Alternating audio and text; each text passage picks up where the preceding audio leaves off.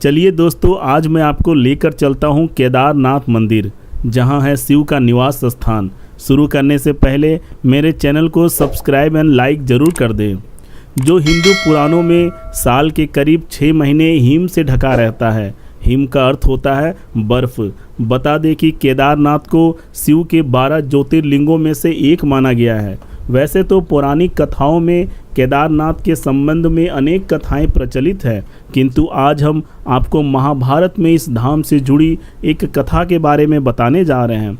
इस कथा में ये बताया गया है कि यहाँ पांडवों को भगवान शिव ने साक्षात दर्शन दिए थे, जिसके बाद पांडवों ने यहाँ इस धाम को स्थापित किया है।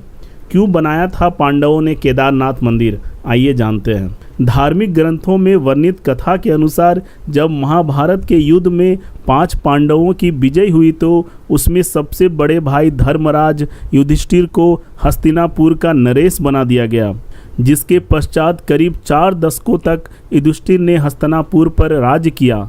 किंतु इस बीच एक दिन 5 पांडवों को श्री कृष्ण मिले, जिनसे पांडवों ने कहा कि हम सभी भाइयों पर ब्रह्म हत्या और साथ ही अपने भाई बंधुओं को मारने का कलंक है।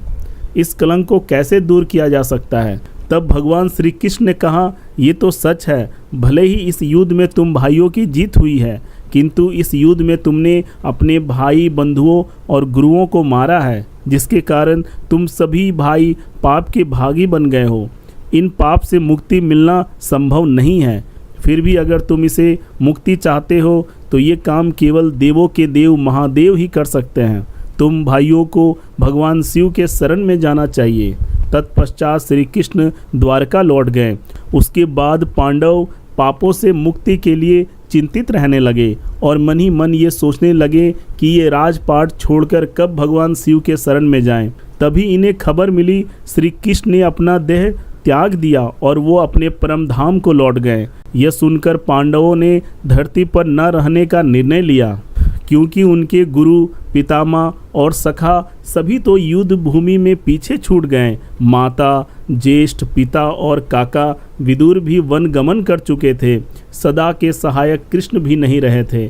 ऐसे में पांडवों ने राज्य परीक्षित को सौंप दिया और द्रौपदी समेत हस्तिनापुर छोड़कर भगवान शिव की तलाश में निकल पड़े। हस्तिनापुर से निकलने के बाद 5 भाई और द्रौपदी भगवान शिव के दर्शन के लिए सबसे पहले काशी पहुँचे, पर भोलेनाथ वहाँ नहीं मिले।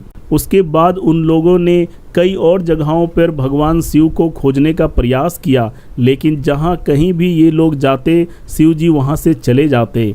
इस क्रम में 5 पांडव और द्रौपदी एक दिन शिव जी को खोजते हुए हिमालय तक आ पहुँचे। यहाँ पर शिव जी ने इन लोगों को देखा तो वो छिप गए, लेकिन यहाँ पर युधिष्ठिर ने भगवान शिव को छिपते हुए देख लिया था। युधिष्ठिर ने भगवान शिव से कहा कि हे प्रभु, आप कितना भी छिप जाए, लेकिन हम आपके दर्शन किए बिना यहाँ से नहीं जाएंगे। और मैं ये भी जानता हूँ कि आप इसलिए छिप रहे हैं क्योंकि हमने पाप किया है। युधिष्ठिर के इतना कहने के बाद 5 पांडव आगे बढ़ने लगे। उसी समय एक बैल उन पर झपट पड़ा। यह देख भीम उनसे लड़ने लगे। इसी बीच बैल ने अपना सिर चट्टानों के पीछे छुपा लिया, जिसके बाद भीम उसकी पूंछ पकड़कर खींचने लगे तो बैल का धड़ सिर से अलग हो गया और उस बैल का धड़ शिवलिंग में बदल गया। और कुछ समय के बाद शिवलिंग से भगवान शिव प्रकट हुए। शिव ने पांडवों के पाप क्षमा कर दिए। आज भी इस घटना के प्रमाण केदारनाथ में दिखने को मिलते हैं, जहां शिवलिंग बैल के कुल्हे के रूप में मौजूद है।